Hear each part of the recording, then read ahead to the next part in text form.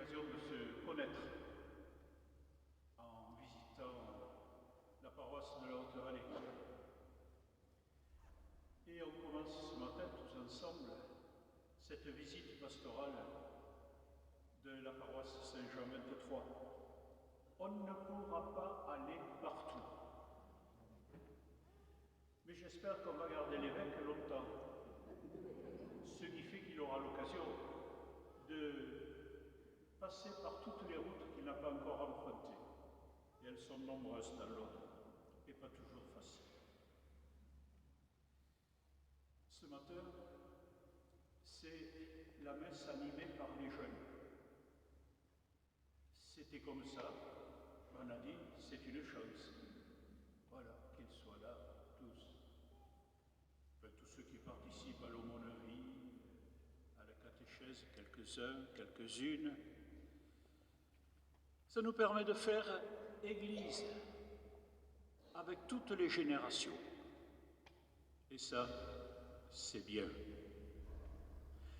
Nous prierons ce matin pendant cette Eucharistie pour des vivants d'abord, Claude, Didier, Alexandre et Evelyne, mais aussi pour des défunts, Dominique Mélé, Josette et Roger Castel, Alain Huyet, les défunts des familles Albert, Laure, et pour les âmes du purgatoire. Merci Paul pour ce mot d'accueil qui a dit déjà tout l'enjeu de ma présence au milieu de vous dans les jours qui viennent. Découvrir ce diocèse dont je serai bientôt le pasteur. J'ai entrepris d'en faire le tour complet d'ici l'été, en passant quelques jours dans chacune des 14 paroisses. J'ai déjà passé une semaine à Lézignan, la semaine dernière j'étais dans la Haute-Vallée, et me voilà aujourd'hui et dans les jours qui viennent avec vous. Paul a résumé à la fois le rôle de l'évêque et le sens de ma visite avec sa formule « faire Église ». C'est à ça que sert un évêque au fond. Encourager les communautés à faire Église, à s'ouvrir au-delà d'elles-mêmes, au-delà de leurs particularismes locaux, au-delà de leurs spécificités, s'ouvrir à toujours plus grand qu'elles, parce que c'est ça être d'Église. C'est ne former qu'un seul corps, aux dimensions du monde entier, qui est le corps de Jésus-Christ. Ce corps n'est nulle part plus visible et surtout nulle part mieux à l'œuvre que lorsqu'il célèbre l'Eucharistie. Parce que vous le savez, nous ne venons pas à la messe pour nous-mêmes, ni seuls. Nous venons porteurs de tout ce que nous avons vécu au cours de ces derniers jours. Nous venons responsables de toutes celles et tous ceux que nous avons croisés dans notre vie de cette dernière semaine, pour les déposer devant le Seigneur, les mettre en sa présence comme des ambassadeurs au fond de l'humanité tout entière. Et ici nous venons faire le plein du Seigneur pour pouvoir le porter au milieu du monde tout au long de la semaine qui vient. Voilà le sens de notre Eucharistie du dimanche. Voilà pourquoi il est important que nous nous rassemblions en présence du Seigneur. Alors pour faire Église de manière peut-être plus concrète encore aujourd'hui, avant que nous n'entrions dans notre célébration, je vais vous inviter tout simplement à vous tourner vers la personne que vous connaissez le moins autour de vous. C'est-à-dire que si vous êtes avec votre conjoint, eh bien, ça n'est pas vers votre conjoint que vous allez vous tourner. La personne que vous connaissez le moins. Et simplement, cette personne, vous lui direz votre prénom, et vous lui direz, voilà l'intention de prière que je porte ce matin et que je te confie. De manière à ce que nous puissions, au cours de cette messe, prier concrètement pour les intentions que nous avons dans le cœur les uns les autres. Prenons ce temps de nous confier les uns aux autres un nom, une situation, une personne pour qui nous voudrions que l'autre prie avec nous ce matin.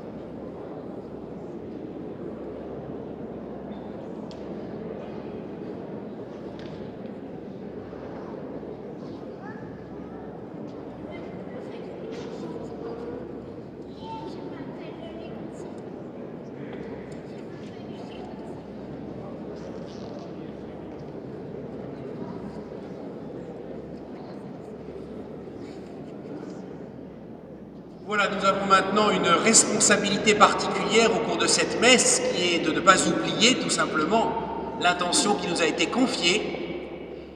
Avec toutes ces intentions, nous entrons dans notre célébration au nom du Père et du Fils et du Saint-Esprit. La paix soit avec vous. Tournez vers le Seigneur, nous invoquons sa miséricorde.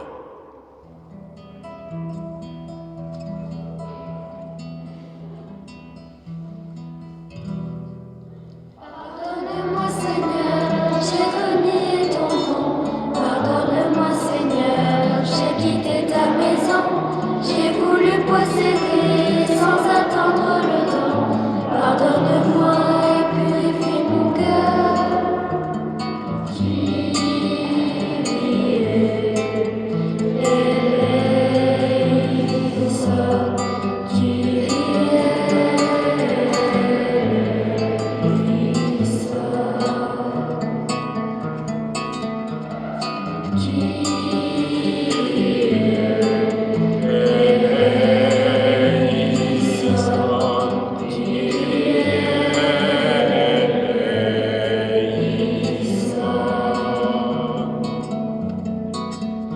Pardonne-moi Seigneur, j'ai suivi d'autres dieux.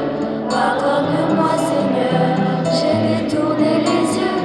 J'ai choisi loin de toi la richesse et l'honneur. Pardonne-moi et purifie mon cœur. Christ,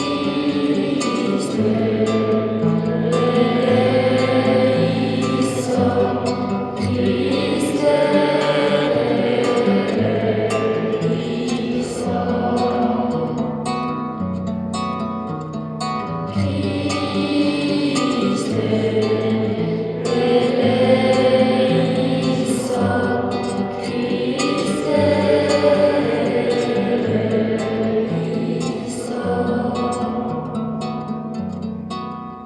Pardonne-moi Seigneur, je n'ai pas su aimer. Pardonne-moi Seigneur, je me suis dérobée. Je ne suis pas restée le gardien de mon frère. Pardonne-moi et purifie mon cœur.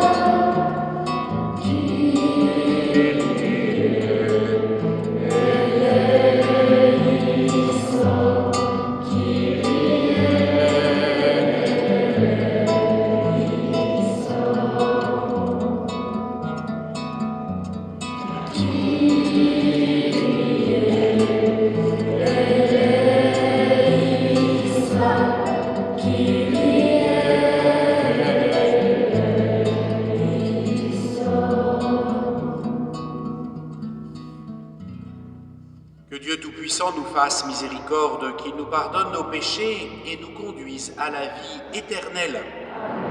Et ensemble, nous chantons la gloire de Dieu.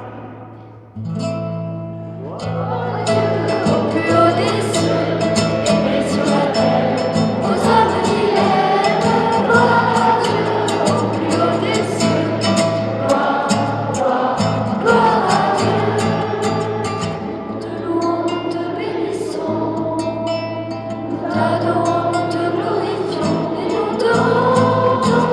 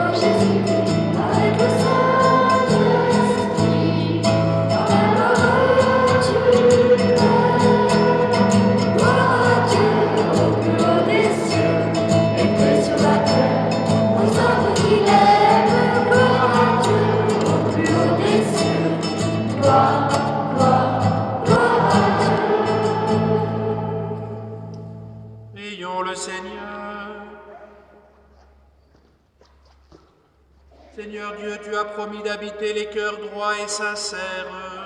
Donne-nous par ta grâce de vivre de telle manière que tu puisses faire en nous ta demeure. Par Jésus-Christ, ton Fils, notre Seigneur, qui vit et règne avec toi dans l'unité du Saint-Esprit, Dieu, pour les siècles des siècles.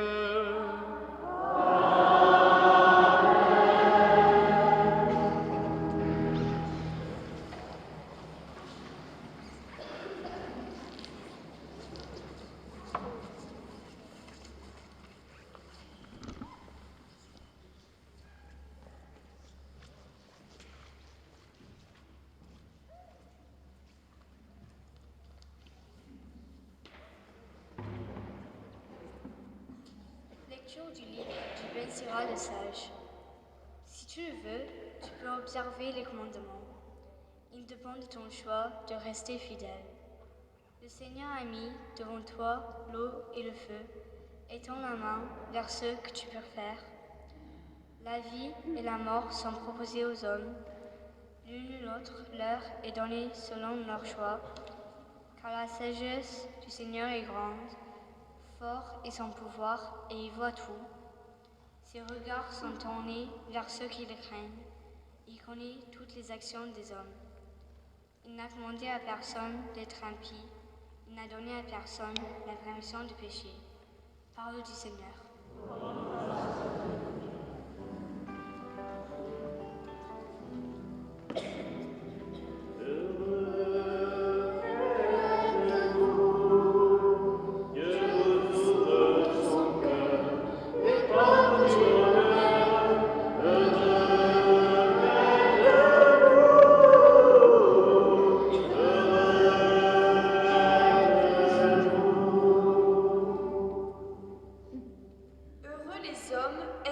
Dans leur voie, qui marchent suivant la loi du Seigneur. Heureux ceux qui gardent ses exigences, ils le cherchent de tout cœur. Toi, tu promulgues des préceptes à observer entièrement. Puissent mes voies s'affermir à observer tes commandements. Sois bon pour ton serviteur, et je vivrai, j'observerai ta parole. Ouvre mes yeux, que je contemple les merveilles de ta loi. Enseigne-moi, Seigneur, le chemin de tes ordres. À les garder, j'aurai ma récompense. Montre-moi comment garder ta loi, que je l'observe de tout cœur.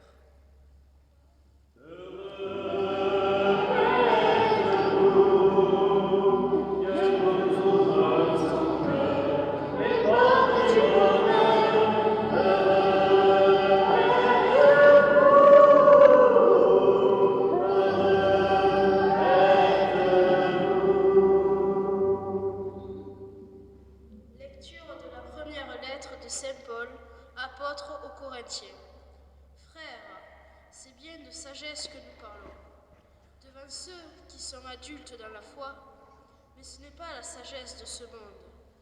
La sagesse de ceux qui dirigent ce monde et qui vont à leur destruction. Au contraire, ce dont nous parlons, c'est de la sagesse du mystère de Dieu. Sagesse tenue cachée, établie par lui dès avant les siècles pour nous donner la gloire. Aucun de ceux qui dirigent ce monde ne l'a connu. Car s'il l'avait connu, il n'aurait jamais crucifié le Seigneur de gloire. Mais ce que nous proclamons, c'est, comme dit l'Écriture, ce que l'œil n'a pas vu, ce que l'oreille n'a pas entendu, ce qui n'est pas venu à l'esprit de l'homme, ce que Dieu a préparé pour ceux dont il est aimé. Et c'est à nous que Dieu, par l'Esprit, en a fait la révélation, car l'Esprit scrute le fond de toutes choses, même les profondeurs du Dieu. Parole du Seigneur.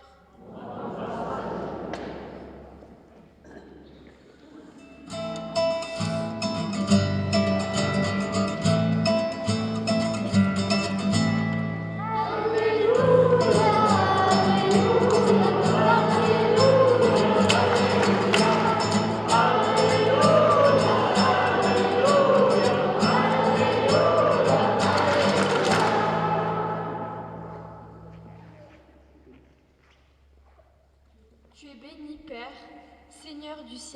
terre, tu as révélé aux tout-petits les mystères du royaume.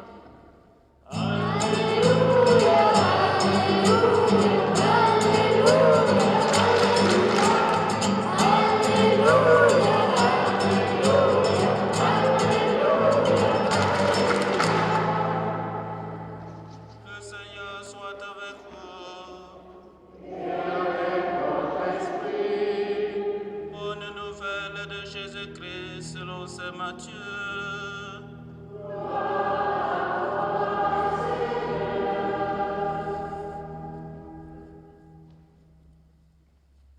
En ce temps-là, Jésus disait à ses disciples, « Ne pensez pas que je sois venu abolir la loi et les prophètes.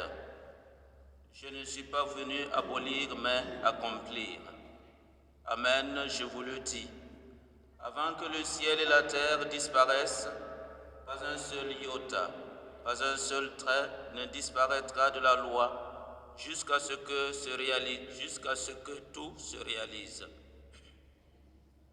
Donc, celui qui rejettera un seul de ces plus petits commandements et qui enseignera aux hommes à faire ainsi sera déclaré le plus petit dans le royaume des cieux. Mais celui qui les observera et les enseignera, celui-là sera déclaré grand dans le royaume des cieux. Je vous le dis en effet, si votre justice ne surpasse pas celle des scribes et des pharisiens, vous n'entrerez pas dans le royaume des cieux. Vous avez appris qu'il a été dit aux anciens, « Tu ne commettras pas de meurtre. » Et si quelqu'un commet un meurtre, il devra passer en jugement. Eh bien moi, je vous dis, tout homme qui se met en colère contre son frère devra passer en jugement. Si quelqu'un insulte son frère, il devra passer devant le tribunal. Si quelqu'un le traite de fou, il sera passible de la géhenne de feu. Donc, lorsque tu vas présenter ton offrande à l'autel, si là, tu te souviens que ton frère a quelque chose contre toi, laisse ton offrande là, devant l'autel. Va d'abord te réconcilier avec ton frère et ensuite, viens présenter ton offrande. Mets-toi vite d'accord avec ton adversaire pendant que tu es en chemin avec lui, pour éviter que ton adversaire ne te livre au juge, le juge au garde, et qu'on ne te jette en prison. Amen, je te le dis, tu n'en sortiras pas avant d'avoir payé jusqu'au dernier sou. Vous avez appris qu'il a été dit, tu ne commettras pas d'adultère. Eh bien moi, je vous dis, tout homme qui regarde une femme avec convoitise a déjà commis l'adultère avec elle dans son cœur. Si ton œil droit entraîne ta chute, arrache-le et jette-le loin de toi. Car mieux vaut pour toi perdre un de tes membres que d'avoir ton corps tout entier jeté dans la géhenne. Et si ta main droite entraîne ta chute, coupe-la et jette-la loin de toi. Car mieux vaut pour toi perdre un de tes membres que d'avoir ton corps tout entier qui s'en aille dans la géhenne. Il a été dit également, si quelqu'un renvoie sa femme, qu'il lui donne un acte de répudiation. Eh bien moi, je vous dis, tout homme qui renvoie sa femme, sauf en cas d'union illégitime, la pousse à l'adultère. Et si quelqu'un épouse une femme renvoyée, il est adultère. Vous avez encore appris qu'il a été dit aux anciens, tu ne manqueras pas à tes serments, mais tu t'acquitteras de tes serments envers le Seigneur. Eh bien moi, je vous dis de ne pas jurer du tout, ni par le ciel, car c'est le trône de Dieu, ni par la terre, car elle est son marchepied, ni par Jérusalem, car elle est la ville du grand roi. Et ne jure pas non plus sur ta tête, parce que tu ne peux pas rendre un seul de tes cheveux blancs ou noirs. Que votre parole soit oui, si c'est oui, non, si c'est non. Ce qui est en plus vient du mauvais. Acclamons la parole de Dieu.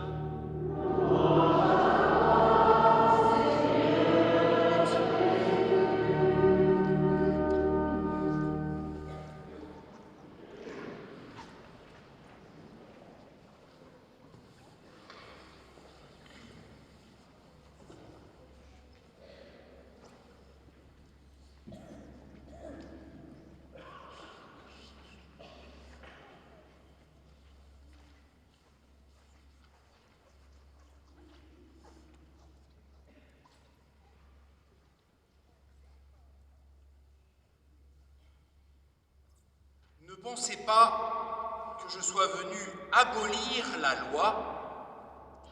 Je ne suis pas venu l'abolir, mais l'accomplir. Les paroles que nous entendons de Jésus ce matin résonnent étrangement avec l'actualité de notre pays, dominée par les manifestations et les vives discussions à l'Assemblée nationale concernant les projets de modification de la loi organisant les retraites. C'est étonnant de voir, à 2000 ans de distance, que ce sujet de la loi puisse autant mobiliser l'attention. Parce que si Jésus consacre ainsi une bonne part du sermon sur la montagne à ce thème de la loi, c'est le signe que le sujet n'est pas moins chaud à son époque que pour nous aujourd'hui. Et pour cause. La loi, c'est tout simplement ce qui nous permet de vivre ensemble et qui nous dit comment nous allons vivre ensemble. Et ce, à toutes les époques. Elle a cette dimension morale d'abord, de dessiner la ligne jaune à ne pas franchir, qui détermine la limite entre ce qui est bien et ce qui est mal. Et elle a du coup cette dimension sociale qui fait que si nous acceptons de nous en tenir à ces lignes que fixe la loi, il est possible de vivre ensemble. Et ce, à toutes les époques. Même si évidemment, on ne parle plus exactement de la même chose aujourd'hui qu'à l'époque de Jésus. Notamment parce que dans le judaïsme de l'époque de Jésus, il n'y a pas la séparation que nous connaissons bien, nous, entre les lois qui sont dans le champ civil et les lois qui sont dans le champ religieux. Il y a au contraire une forme de continuité. Le juif de l'époque de Jésus cherche, dans son alliance avec Dieu, à régler jusque sa vie de tous les jours. C'est ainsi que ce que Jésus appelle la loi, c'est un ensemble de 613 commandements à son époque. 613 commandements qui, évidemment, ne forment pas un bloc unique, mais proposent des règles extrêmement variées dans tous les domaines. Il y a des règles pour tous les jours, qui vont depuis comment dois-je m'y prendre pour rendre sa liberté à mon esclave si j'en ai envie, jusqu'à quelles sont les règles pour indemniser mon voisin s'il a été blessé par un coup de sabot de mon âne. On trouve tout dans la loi. Il y a tous ces règlements du quotidien qui sont évidemment très liés au contexte d'aujourd'hui, comme ils étaient à l'époque de Jésus, liés au contexte d'hier. Et c'est parce que tous ces règlements sont liés à un contexte qu'on peut les critiquer. D'ailleurs, vous le savez, les prophètes ne s'en priveront pas dans l'Ancien Testament. Souvent, ils diront aux Juifs, mais vous êtes des hypocrites, parce que vous vous attachez à tel règlement qui vous arrange, et puis vous laissez tomber tel autre qui vous arrange moins. On peut critiquer l'usage qu'on fait de la loi. Il faut aussi l'organiser. Comment peut-on se débrouiller avec 613 commandements? Vous vous souvenez de la question qu'on posera un jour à Jésus? Quel est le plus grand commandement? Ça, c'est une question typique à laquelle devaient répondre tous les spécialistes de la loi à l'époque, pour aider les gens à mettre les choses en perspective. Il y a tous ces règlements du quotidien dans la loi de l'époque de Jésus, et puis il y a le noyau dur, il y a les principes donnés par Dieu lui-même et dont nous connaissons bien le cœur avec les 10 commandements. Tu ne tueras pas, tu ne voleras pas, tu honoreras ton père et ta mère. Ça, c'est le noyau dur de toute la loi. Ce sont les critères, au fond, d'interprétation et d'orientation de tous les autres commandements. Voilà ce que Jésus appelle la loi, voilà ce que les Juifs appellent la Torah. Absolument pas, donc, vous l'aurez compris, un bloc intouchable, immuable. Au contraire, un texte vivant qui a en son sein même ses principes d'interprétation et d'évolution. La Torah est interprétée dans le judaïsme par un autre livre qui renferme, nous pourrions dire, les commentaires les plus traditionnels, qui s'appelle le Talmud. Et dans le Talmud, on trouve un commentaire d'un rabbi de l'Antiquité, le rabbi Shimlai, qui dit une chose intéressante pour comprendre l'évangile d'aujourd'hui. Rabbi Shimlai dit, je le cite, « 613 préceptes ont été transmis par Moïse, 365 négatifs, qui correspondent au jour de l'année, et 248 positifs, comme autant de parties du corps humain. Le roi David vint et réduisit le nombre à 11. Isaïe vint et il réduisit le nombre à 6. Isaïe vint une seconde fois et ramena le nombre de préceptes à 2. Vint Habacuc qui ramena les préceptes à un seul, le juste vivra par sa fidélité. C'est très intéressant ce raisonnement du rabbi Shimlai dans l'Antiquité, parce que ça nous oblige du coup à nous poser une question en entendant ce long enseignement de Jésus sur la loi. Mais au fond, qu'y a-t-il de nouveau? Quelle nouveauté Jésus apporte-t-il dans son commentaire de la loi? Parce que lorsque nous l'entendons dire « Si votre justice ne surpasse pas celle des scribes et des pharisiens, vous n'entrerez pas dans le royaume des cieux », il ne fait finalement que reprendre la synthèse d'Habacuc. Le juste vivra par sa fidélité. Alors c'est quoi l'accomplissement de la loi dont parle Jésus? Est-ce qu'il a retiré quoi que ce soit dans la loi? Non. Il l'a dit lui-même, même pas une virgule, même pas un iota. Est-ce qu'il a rajouté quelque chose dans la loi? Oui. Et quelque chose de très important. Il a rajouté lui-même. Lui-même. La nouveauté de tout ce que nous avons entendu à l'instant, c'est ce « moi, je vous dis », qui était un peu comme le refrain du texte. On vous a dit « moi, je vous dis ». On vous a dit « moi, je vous dis ». Vous aurez noté que Rabbi Shimlai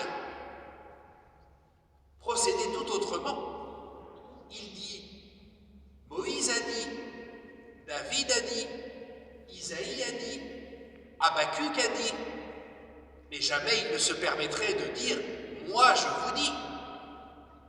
Parce que parler ainsi, c'est prendre la place du législateur, c'est prendre la place de Dieu.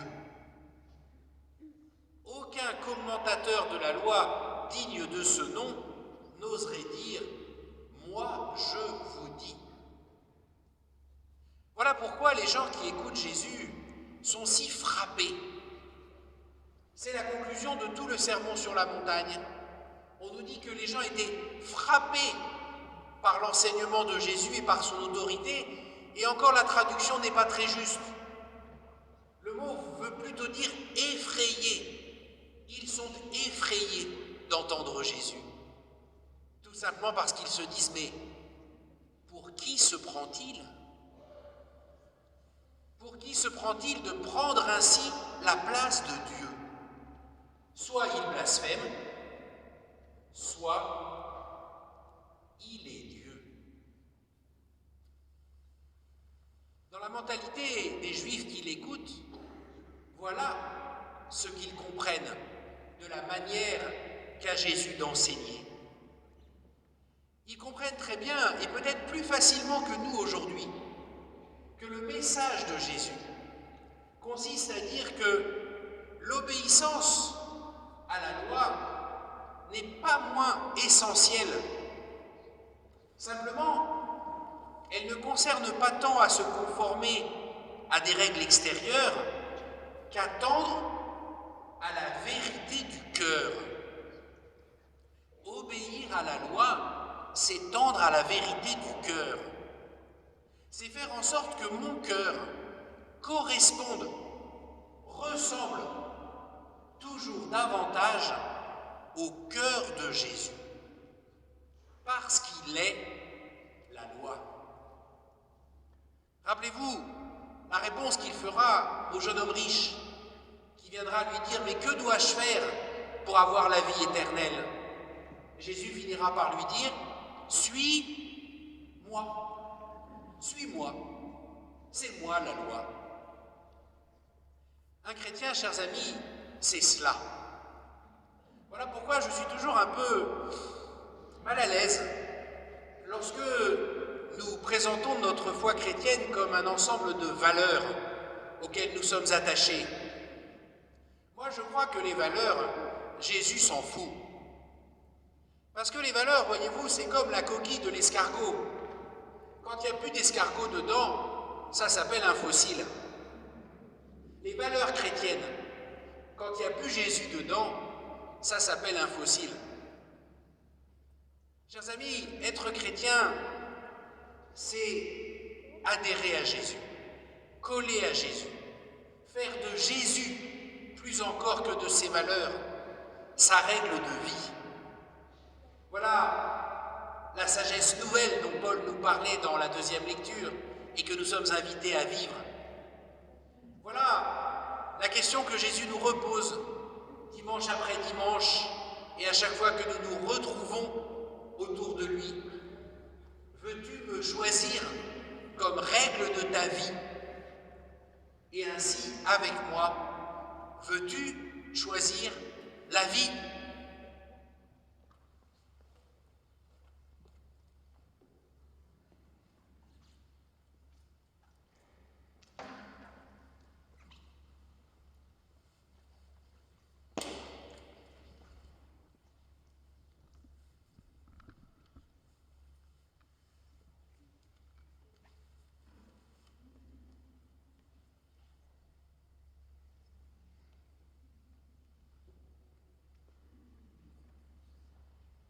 Ensemble, nous proclamons notre foi.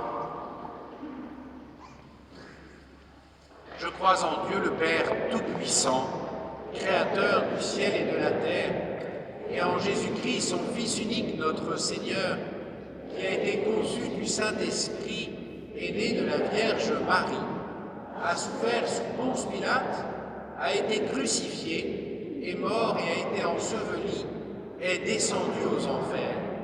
Le troisième jour est ressuscité des morts, est monté aux cieux, est assis à la droite de Dieu le Père Tout-Puissant, d'où il viendra juger les vivants et les morts. Je crois en l'Esprit Saint, à la Sainte Église catholique, à la communion des saints, à la rémission des péchés, à la résurrection de la chair, à la vie éternelle. Amen. Rassemblés autour de Jésus, rassemblés en présence de Jésus, confions-lui à présent les intentions que nous avons dans le cœur, et notamment celles qui nous ont été confiées par notre voisin au début de la célébration.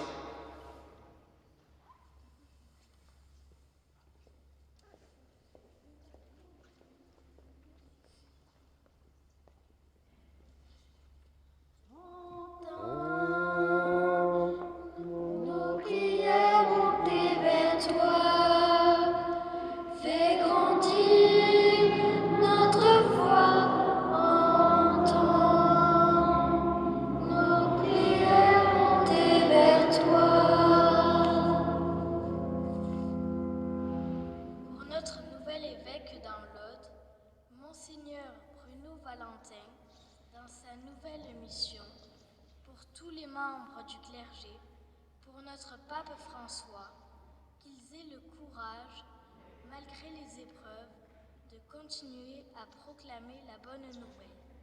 Seigneur, nous te prions.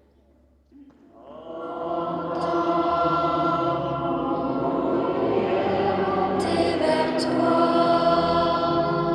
fais grandir notre foi en toi. Nos prières monter vers toi.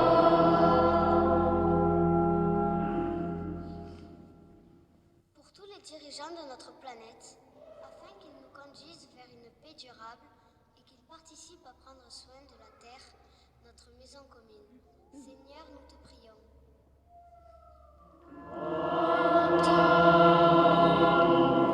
Nos prières monter vers toi, fais grandir notre foi en toi. Nos prières monter vers toi.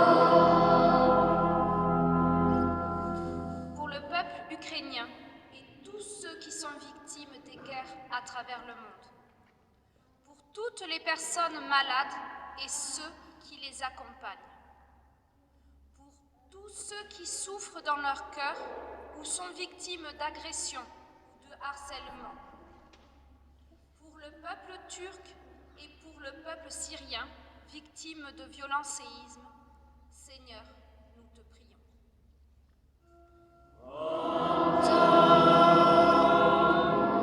Prières monter vers toi,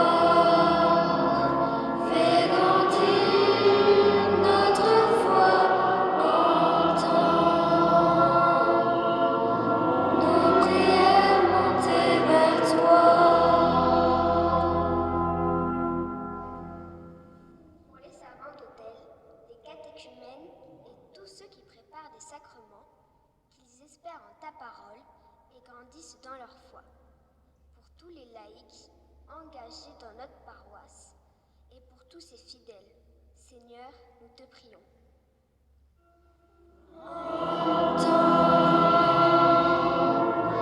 Prières monter vers toi, fais grandir notre foi en toi. Nos prières monter vers toi.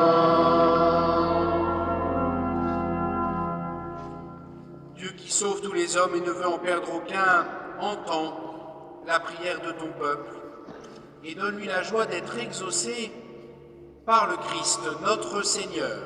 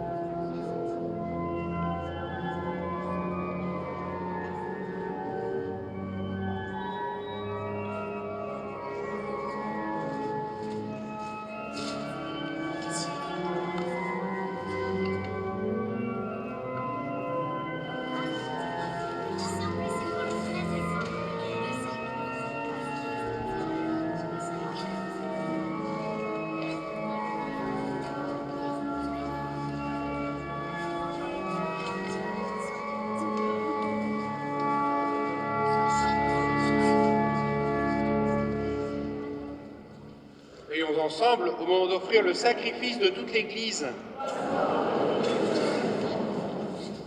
Que cette offrande, nous t'en prions, Seigneur, nous purifie et nous renouvelle.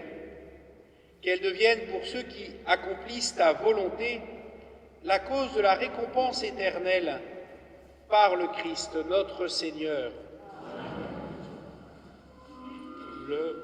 Le Seigneur soit avec vous. Élevons notre cœur. Rendons grâce au Seigneur notre Dieu.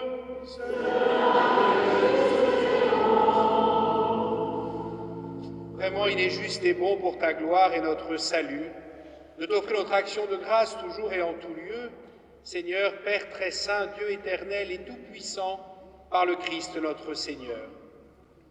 Par sa naissance, il a renouvelé la condition humaine destinée à vieillir. Par sa passion, il a effacé nos fautes. Par sa résurrection d'entre les morts, il a donné accès à la vie éternelle. Et par son ascension auprès de toi, notre Père, il a ouvert les portes du ciel. C'est pourquoi, avec la multitude des anges et des saints, nous chantons l'hymne de ta gloire, et sans fin nous proclamons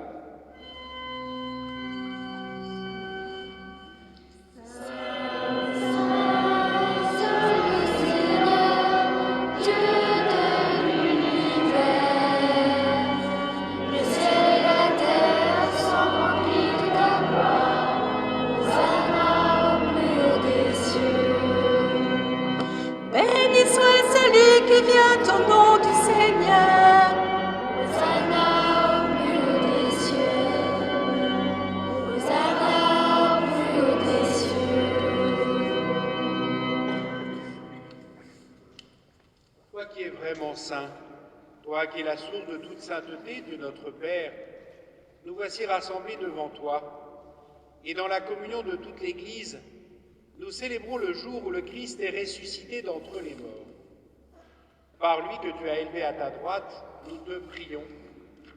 Sanctifie ces offrandes en répandant sur elles ton esprit, qu'elles deviennent pour nous le corps et le sang de Jésus, le Christ notre Seigneur. Au moment d'être livré et d'entrer librement dans sa passion, il prit le pain, il rendit grâce, il le rompit et le donna à ses disciples en disant « Prenez et mangez-en tous, ceci est mon corps livré pour vous. »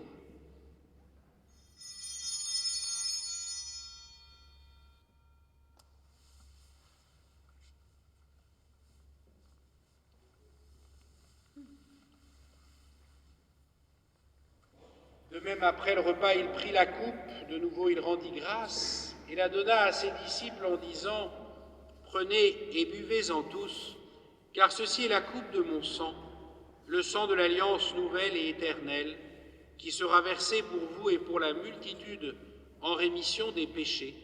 Vous ferez cela en mémoire de moi. »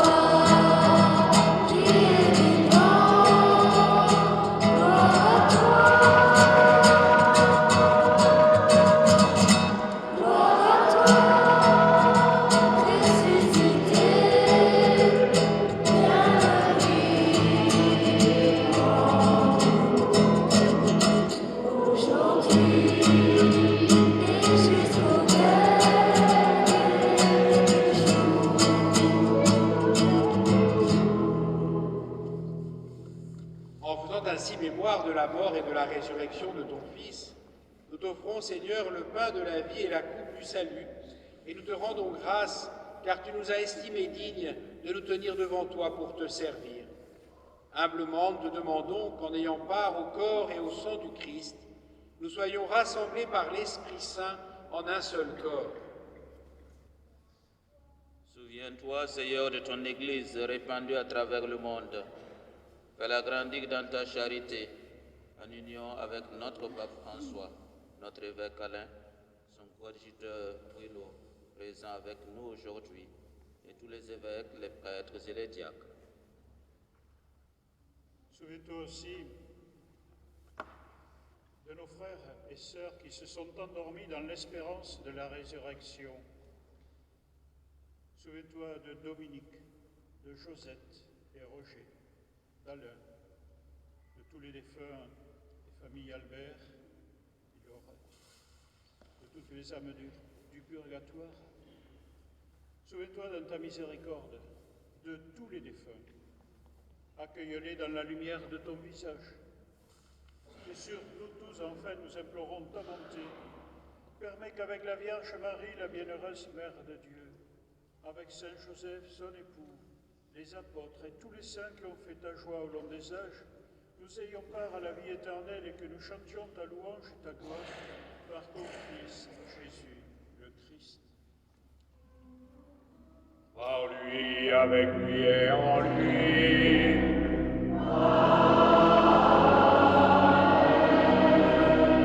À toi, Dieu le Père Tout-Puissant, dans l'unité du Saint-Esprit.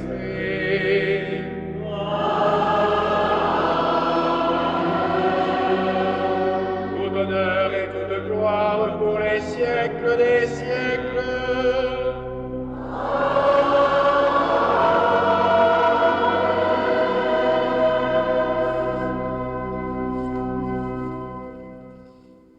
Unis à la prière de Jésus, nous aimons redire « Notre Père, qui es aux cieux, que ton nom soit sanctifié, que ton règne vienne, que ta volonté soit faite sur la terre comme au ciel. Donne-nous aujourd'hui notre pain de ce jour. Pardonne-nous nos offenses, comme nous pardonnons aussi à ceux qui nous ont offensés. Et ne nous laisse pas entrer en tentation, mais délivre-nous de tout mal. Délivre-nous de tout mal, Seigneur, et donne la paix à notre temps, à nos familles. Soutenus par ta miséricorde, nous serons libérés de tout péché, à l'abri de toute épreuve. Nous qui attendons que se réalise cette bienheureuse espérance, l'avènement de Jésus-Christ, notre Sauveur.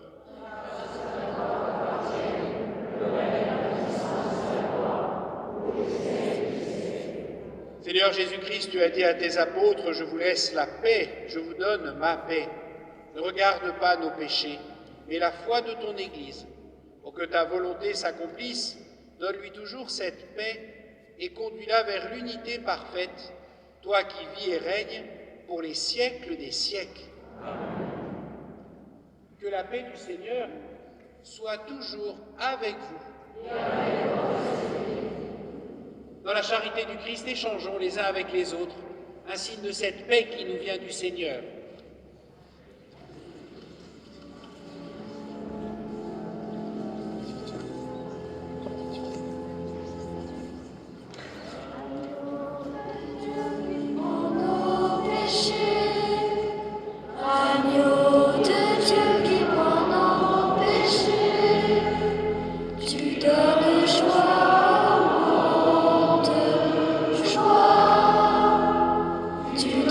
Joie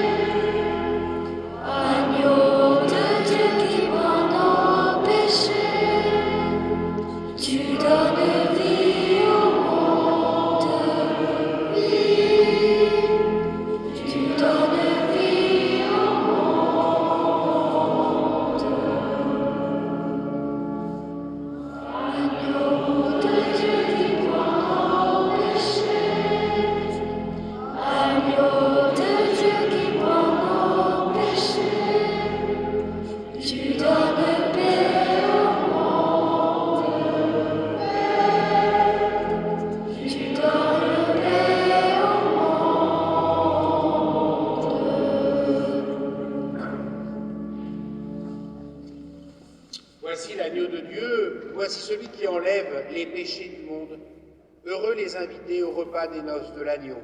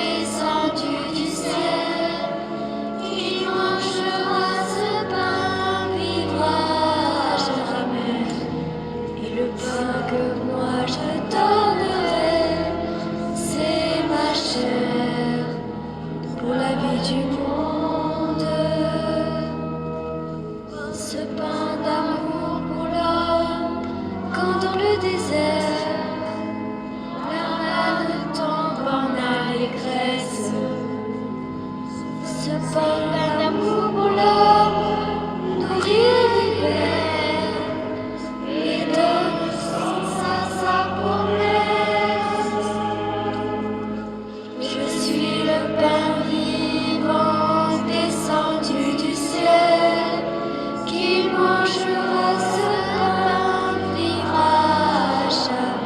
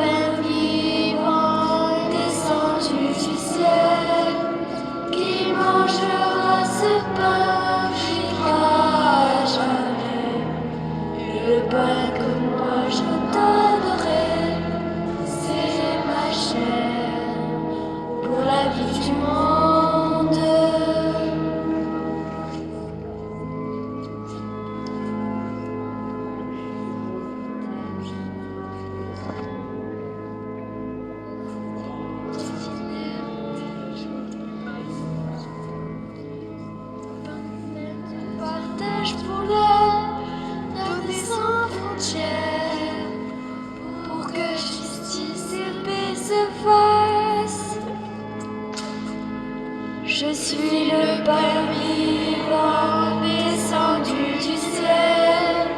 Qui mangera ce pain vivra à jamais. Et le pain que moi je donnerai, c'est ma chair pour la vie du monde. Ce pain d'espoir pour l'homme, pétri de lumière, et qui appelle la confiance. Ce pain d'espoir pour l'homme, pour la vie entière. Dieu renouvelle son alliance. Je suis le pain vivant descendu du ciel. Qui mangera ce pain vivra à jamais. Et le pain que moi je donnerai, c'est ma chair pour la vie du monde.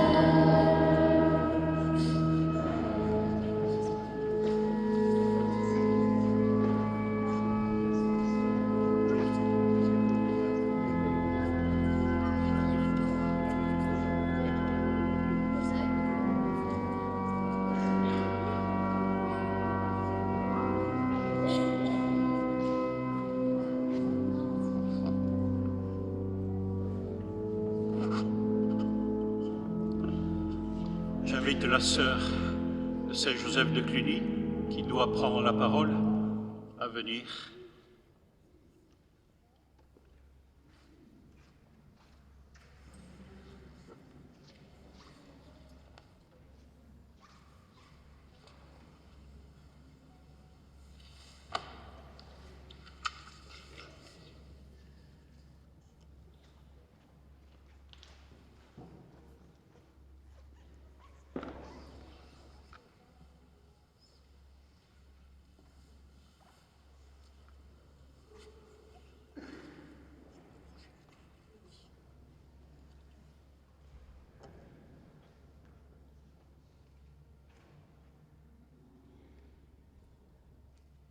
Nous offrons en ce jour une action de grâce devant le Seigneur pour tout le travail accompli par nos sœurs de la congrégation de Saint-Joseph de Cluny à Limoux pendant près de 2 siècles.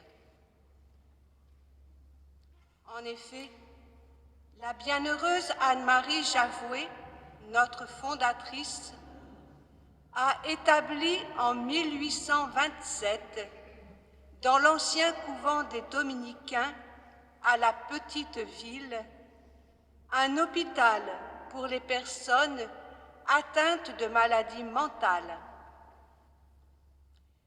et qui allait devenir l'hôpital psychiatrique reconnu pour sa qualité de soins bien au-delà de la ville de Limoux. Nous rendons grâce pour ce qui a été vécu à Limoux par la présence des sœurs dans cette œuvre, grâce à laquelle des familles et parfois sur plusieurs générations ont trouvé du travail. Durant toutes ces années, nos sœurs, mes sœurs, ont participé à la vie de la paroisse dans de multiples services. Dans l'enseignement, présence à Sainte-Germaine et à l'Institut Saint-Joseph. Dans la catéchèse, dans les villages environnants. Dans la visite des personnes seules à domicile et des malades à domicile et à l'hôpital local. Pour ces 2 siècles où l'histoire de Limoux et de la paroisse est inséparable de la présence et de l'action des sœurs, rendons grâce en ce jour. Pour tout ce qui a été semé, pour toutes les graines d'évangile qui ont germé et porté fruit, pour l'élan missionnaire suscité au travers de la vie consacrée, ici à Limoux, mais aussi en d'autres lieux, en notre terre d'Aude, à Chalabre et à Cône. La communauté va se retirer dans quelques semaines dans l'action de grâce pour toute l'œuvre du Seigneur durant tout ce temps, dans la gratitude de la communion fraternelle, ici vécue en terre d'Aude. Dans la prière, nous nous confions les uns les autres à Dieu et à sa miséricorde.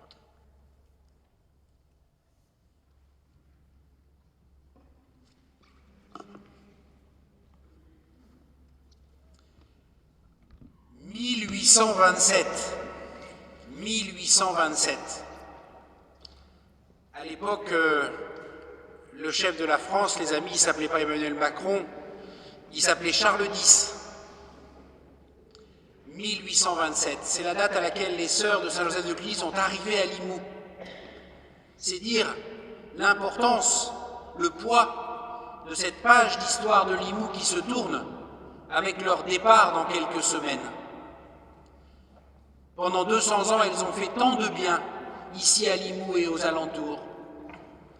Et vraiment, je tiens à dire un merci d'Église, qui n'est évidemment pas seulement le mien, puisque je ne suis là que depuis 4 mois, qui n'est même pas celui de Monseigneur Planet, qui n'est là que depuis 18 ans.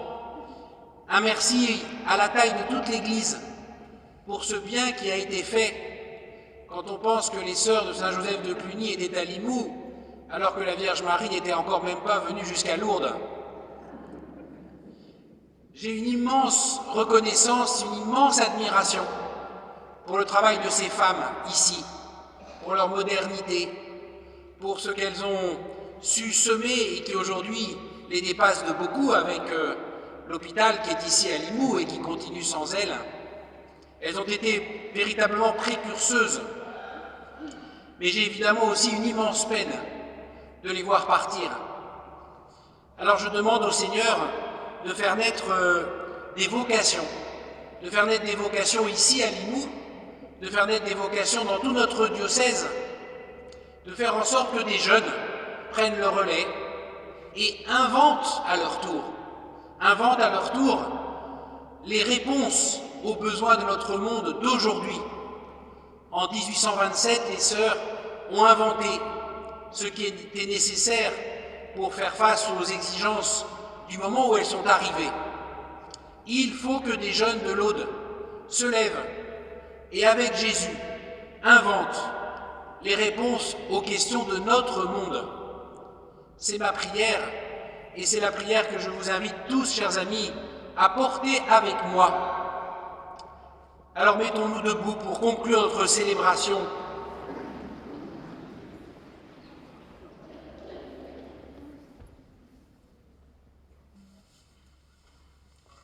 Tu nous as fait goûter, Seigneur, aux joies du ciel, et nous te prions. Donne-nous de toujours désirer ce qui nous fait vivre en vérité, par le Christ notre Seigneur.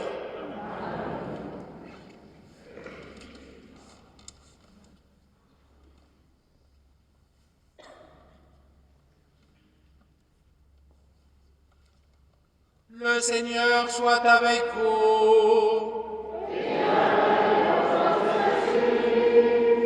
Et que Dieu Tout-Puissant vous bénisse, le Père, le Fils et le Saint-Esprit.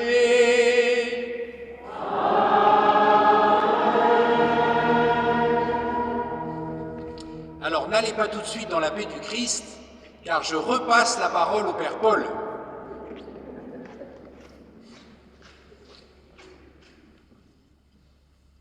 Asseyez-vous. Ce n'est pas un discours que je vais faire. Mais pour faire Église, il faut des bénévoles partout qui acceptent de se mettre au service de l'ensemble de la communauté. Et donc, une fois n'est pas coutume, je voudrais appeler plusieurs groupes à venir devant le Père évêque pour qu'il commence à repérer déjà quelques visages. Je sais qu'il a une excellente mémoire. Bon, bien sûr qu'il ne pourra pas retenir tous les noms, tous les prénoms, mais je voudrais appeler d'abord les catéchistes de l'enseignement public, les catéchistes de l'enseignement catholique, les personnes qui sont chargées de l'aumônerie ou les agents pastoraux, Saint-Joseph, Sainte-Germaine. Voilà, avancez-vous, avancez-vous. Et que tout le monde vous voit, toute l'Assemblée. On peut les applaudir.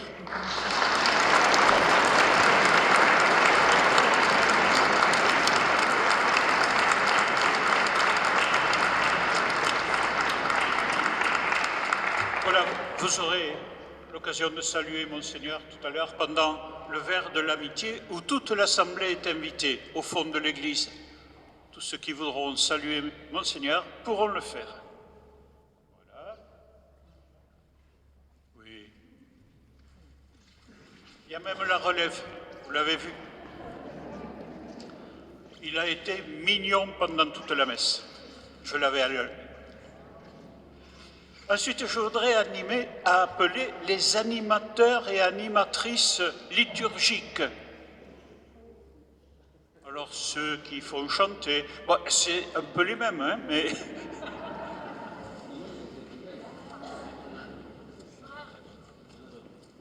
Voilà, je ne vous avais pas prévenu personnellement, mais puisque vous êtes là, soyez les bienvenus auprès du Père évêque et devant toute l'Assemblée. Nous vous disons merci.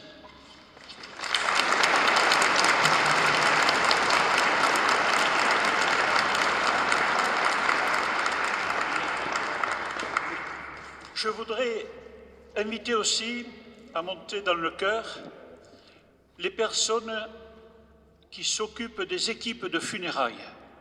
On change de registre, mais leur service est tout aussi important. Voilà, avancez-vous. Merci.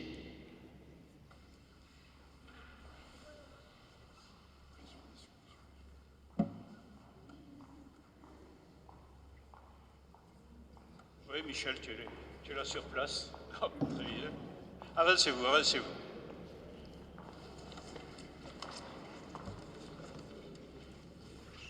Et je présume que tout le monde n'est pas tout à fait là.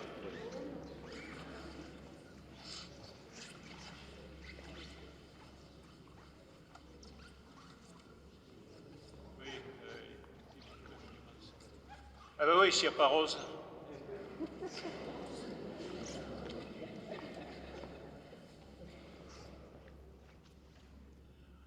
Mais il mérite.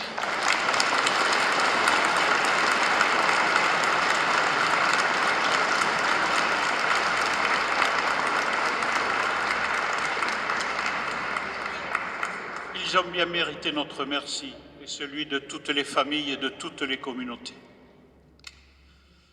J'invite maintenant le conseil pastoral, c'est-à-dire l'équipe d'animation pastorale et les pilotes des équipes missionnaires de proximité. Certains parmi vous, vous restez là.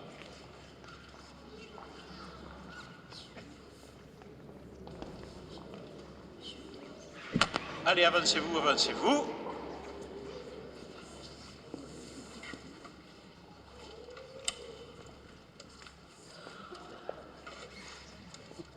Bon, vous voyez qu'il y en a qui reviennent souvent.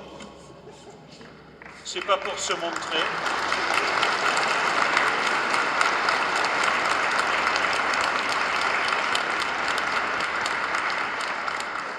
Et il y a même des nouveaux. Ou des nouvelles.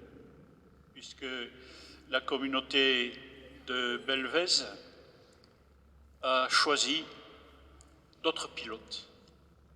Puisque Madame Escalier a voulu se retirer pour raison de santé. Merci à vous.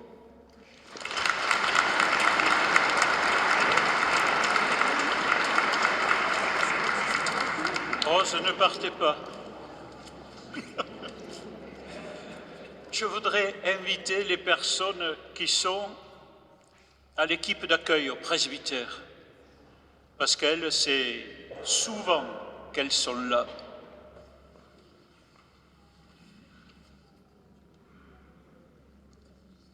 Il manque Madame Serrier, oui.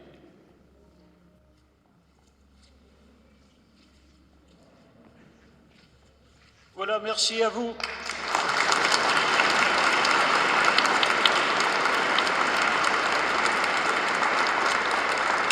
Mais peut-être que d'ici quelque temps, on appellera d'autres personnes à venir les aider.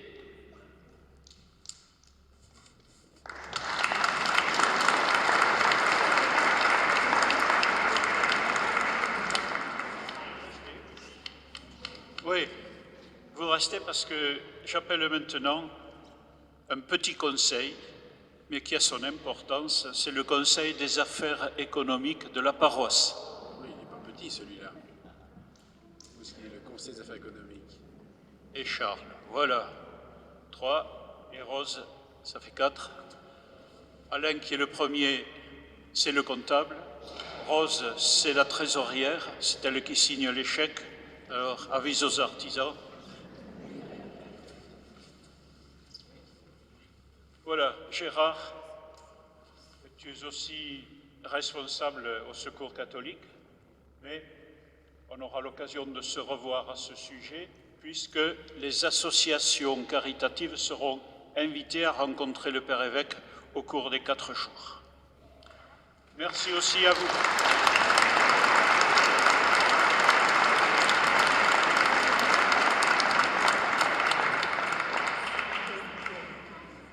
Il y aurait un 7e groupe, mais ils auront la chance d'avoir le Père évêque dans leurs établissements. Je pense à toutes les équipes de santé, dans les EHPAD, à l'hôpital psychiatrique, ou des personnes qui vont visiter à domicile.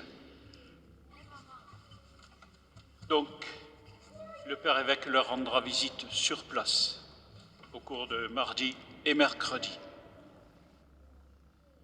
Merci à toutes et à tous. Pour moi, c'est l'occasion de dire ce merci au nom de toute la communauté paroissiale, bien sûr. Et puisque nous vivons ce moment si important du merci, eh bien moi je voudrais que vous applaudissiez aussi un groupe petit mais costaud, selon la formule, le groupe de vos prêtres.